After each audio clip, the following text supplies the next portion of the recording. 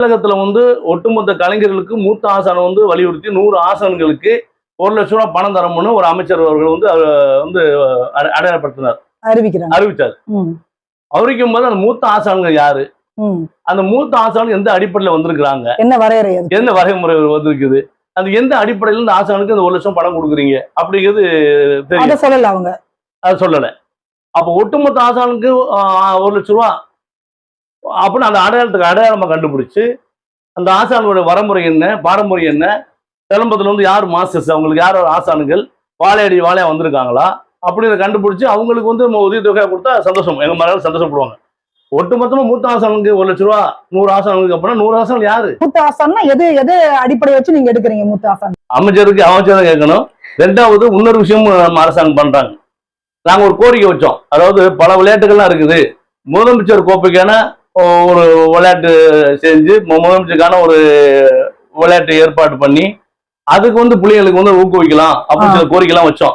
அதோட அடிப்படையில அதை நல்ல மனப்பூர்வமா ஏத்துக்கிட்டு மகிழ்ச்சியோட அறிவிச்சிருக்காங்க அரசாங்கம். வரவேற்கிறோம்.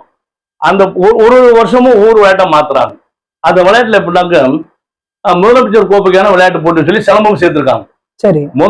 முதல் வருஷம் சேர்க்கும் போது சிலம்பத்துல வரையறுக்கப்பட்ட விளையாட்டு இல்லாம கம்பல் ரிப்பன் சுத்தினாக்க பிரைஸ், நெருப்பு சுத்தினா பிரைஸ், தராசு தண்ணி சுத்தினா பிரைஸ் அப்படின்னு பல விளையாட்டு அறியப்படுத்தி பிரைஸா கொடுத்தாங்க.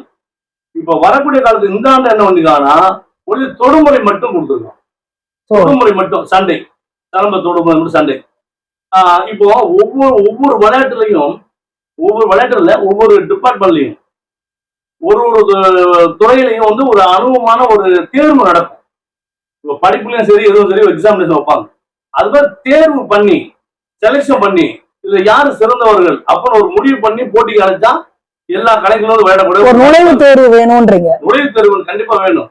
ஒட்டுமொத்தமா முதலமைச்சருக்கான போட்டி ஃபர்ஸ்ட் பிரைஸுக்கு 1 லட்சம், 2ஆம் பிரைஸுக்கு 50,000 கொடுத்தோன்னே கிட்டத்தட்ட 10,000 பேர் 20,000 பதிவு பண்ணாங்க. ஆன்லைன்ல பதிவு பண்ணிடுறாங்க. பதிவு பண்ணது பூராமே சிலம்ப ஆசானுங்களா, பயிற்சி சிறந்த ஒரு ஆசான்கிட்ட பயிற்சி எடுத்து வந்தாங்களா அப்படிங்கிறது யாரு பாக்குறது? அரசாங்கம் பார்க்கும். இப்ப ஒட்டுமொத்தம் வந்தாங்க. இப்ப ரோட்ல போன என்ன பண்றான், கம்பத்துக்கு ஒரு கம்பத்துக்கு வந்தது ஒரு நான் ஒரு சான்ஸ் பண்ணி சொல்லுவேன், 1/2 மணி நேரத்துல ஒரு வீரனை உருவாக்கிடுவேன் சண்டைக்கு. ஒரு 10-20 வருஷமா டாப் சீனியர் என்ன இருக்கு, என்ன ஆசை, நான் என்னையோட சண்டை செய்யறதுக்கு ஒரு 1/2 மணி நேரத்துல பயிற்சி எடுத்தாலும் என்னோட சண்டை அடிச்சு ஜெயிச்சிருவாங்க. சரி, இப்ப அது மாதிரி ஆட்களா ரெடி ஆயிடுவாங்க. ஆனா நூற்றாண்டு சிலம்ப விளையாட்டு கலையை ஆணித்தரமா போர் சிலம்பம் அலங்கார சிலம்பம் பிரிக்கப்பட்ட விளையாட்டை கத்துக்கிட்டு யாருமே சண்டைக்கு தயாராக முடியாது. அதுக்கு வருஷ கணக்காகும். சிறந்த ஆசான்களுடைய பயிற்சி வேணும்.